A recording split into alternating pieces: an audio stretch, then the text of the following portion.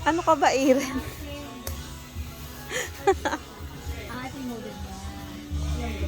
Napagod Bahay na. niyo ba? Ha? Bahay. Yung unang sa bahay na. Ayan, mami. Dagdagan nyo na para pag bumisita ko sa inyo. Naku, ang baby namin napagod. Abot yung wawa naman niya. Asus!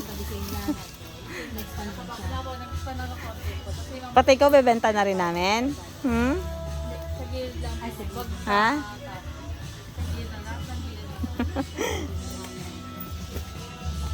Ilan ba? Yung Feel na feel mo, ha? 1.7 magiging. Ikaw na talaga. Pang ito, ito. Wala ng dede, wala ng milk.